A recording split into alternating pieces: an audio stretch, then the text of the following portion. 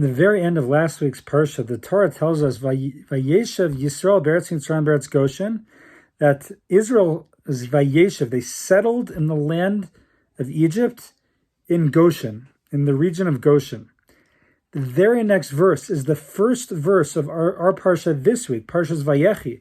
And it tells us, Vayechi Yaakov Be'eretz Mitzrayim, Sheva Esrei Shana, and then that Jacob lived 17 years in the land of Egypt.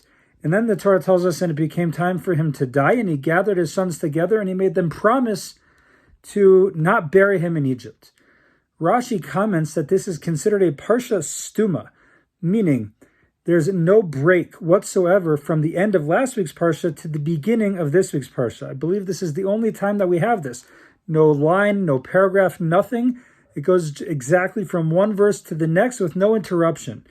Rashi interestingly comments, why is this a Parsha Stuma, this closed Parsha that just goes directly without any stoppage?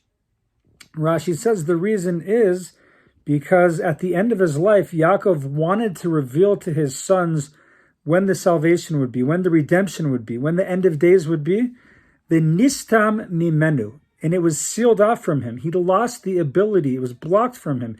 He lost the ability to tell them how it would all end. It's a very interesting idea. Because this was nistam, it was sosum, was blocked from him, it's a Parsha Stuma. It goes straight from last week's Parsha to this week's Parsha. That's a Parsha Stuma. Why? To demonstrate that this ability to reveal what the end of days would be was sosum. It was blocked off from him. What does this mean? And why exactly did Yaakov lose the ability to tell his children, what would be at the end of days? Why did he lose the Ruach HaKodesh, the ability to see into the future? The Klei Yakar says something absolutely fascinating. And he says the following. He says, were Yaakov able to reveal to his children when the redemption would be, it would be very harmful because then the earlier generations would not bother to call out to God. They wouldn't seek his presence, and they would seek rather to live in a permanent fashion in foreign lands, to be like residents there, and they would despair from the redemption.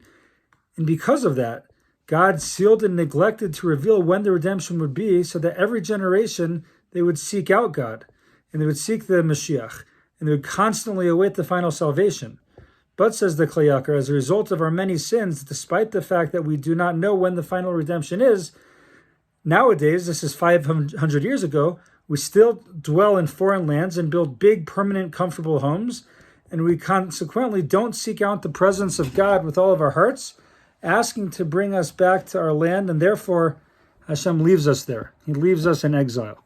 Fascinating idea. Because if he revealed to his children that it would be a few hundred years, maybe 1,000 years, a couple thousand years until the redemption would come, they would just lose hope. They'd be despondent. They wouldn't bother crying out to God to bring us back, and they would just settle in the lands that they're in and be totally comfortable. And that would be a terrible thing. Therefore, it had to be left in flux. It had to be left unknown. And then we would continually seek out God and beg him to bring us back.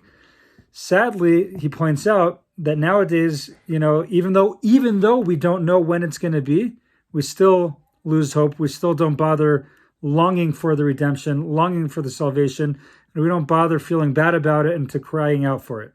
And that's a devastating thing. And he says, this is 500 years ago, we're comfortable in our massive homes, we're overly comfortable, and we're in no rush to get back. And I think that this is a very powerful lesson for us nowadays, that we just get so comfortable. We live in a time of plenty, a time of abundance, a time of luxury, that we lose sight of what we're missing.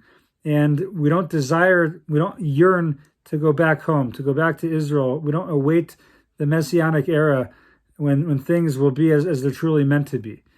And it's interesting that the Talmud says in Maseches Shabbos, it says, one of the questions that we're going to be asked after our lives are over, one of the big questions we're going to have to ask is, Tzipisa liyeshua, did you await the Geula? Did you await the salvation? Did you await this tremendous moment in our history that we long for when the Mashiach will come, when we'll return back home to Israel and to the Beis HaMikdash? That's a question we have to think about. We're very blessed now. We live in a time of plenty. Sometimes in history it's been very easy to do that. Our people have been suffering so much.